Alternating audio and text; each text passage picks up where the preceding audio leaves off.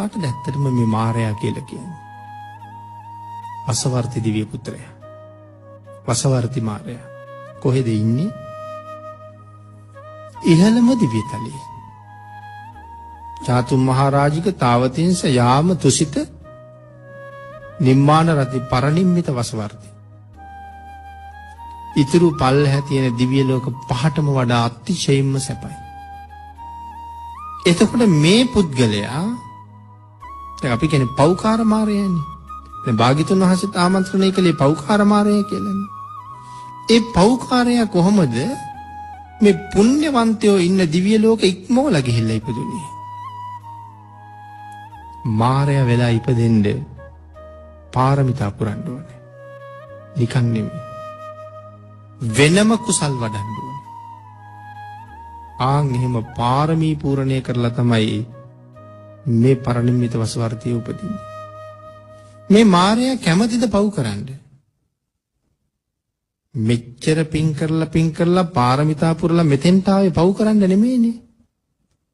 ඒ නිසා සඳහන් කරනවා පව් කරන්න ලොකු බලාපොරොත්තුවක් කැමැත්තක් නැහැ. නමුත් පව් කරන්න සිද්ධ වෙලා තියෙනවා. මොකක්ින්දද? තමන්ට හම්බ වෙලා තියෙන තානාන්තරයේ හින්දා. ලැබිලා තියෙන තානාන්තරයේ පව් කරන තානාන්තරයක්. ඒ හින්දා පව් කරන්න වෙලා. මම උදාහරණයක් අරගත්තොත් තේමිය කුමාරයා. රජුරෝ ප්‍රාර්ථනා කරලානේ මේ කුමාරයා උපද්දවගන්නේ. නිකන් නෙමෙයිනේ දෙව්ලොව ඉඳලානේ වැඩම කරවගන්නේ. දෙව්ලොවින් වැඩම කරවාගත්තේ රජුරුවන්ගෙන් පස්සේ රජකම බාර දෙන්න පුතෙක් නැති හින්දා. රජෙක් උපද්දවගන්නේ මේ. ඒ වුණාට ජාති ස්මරණ ඥානයකින් වැටහෙනවා පෙර භවයක රජකම් කරලා කොච්චර කල් නිරේ හිටියද කියලා. දැන් එතකොට රාජකුමාරයා පව් කරන්නේ නැහැ. නමුත් අර රාජ්‍යත්වය හොබවන පුටුවේ ඉඳගත්තට පස්සේ වැරදිකාරයෝ අල්ලගෙන આવොත් උල තියාපල්ලා කියලා කියන්න වෙනවා. වෙනත් දඬුවම් වලට ලක් කරපල්ලා කියලා කියන්න වෙනවා. එතකොට දැන් රාජ්‍යත්වයේ නැමැති තානාන්තරයේ හින්දා පව් කරන්න වෙන්නේ නැද්ද? අපිත් ඔය නොයේක් තානාන්තර හොයාගෙන හැබැයි ඉතින් අපි එදා අය මේ තානාන්තර වලට බය වුණා. නමුත් දැන් නම් ඒ තානාන්තර හොයාගෙන යන්න තමයි එදා උත්සාහ කෙරුවේ තානාන්තරයෙන් මිදෙන්න. දැන් නගලන්නේ පෞකාර තානාන්තර වැළඳ ගන්න.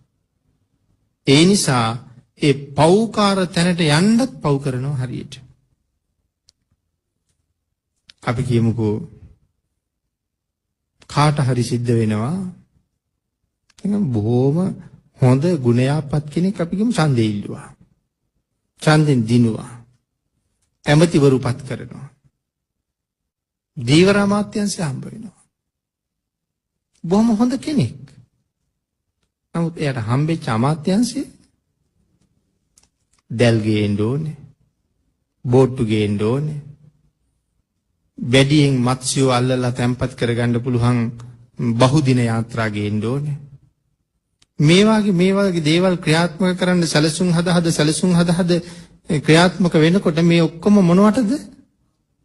ප්‍රාණඝාතයේ උදෙසා. දැන් තනතුර හින්දානේ පව් කරන්න වෙලා තියෙන්නේ. ඉතින් ඒ වාගේ තව කාරණා ගැන කතා කර හැකියි. තනතුර නිසා පව් කරන්න වෙලා මාරයටත් වෙලා තියෙන්නේ එහෙම වැඩ. තානාන්තරේ නිසා පව් කරන්න වෙලා. එහෙම නැත්තම් පව් කරන්න කැමති කෙනෙක් නෙමෙයි. බොහොම පින් කරපු කෙනෙක්. ස්ත්‍රීත්වයේ ඉඳගෙනවත් මාරයා වෙන්න බෑ කියනවනේ. ඒ කියන්නේ බොහොම උසස් තැන. නමුත් තානාන්තරේ එහෙමයි.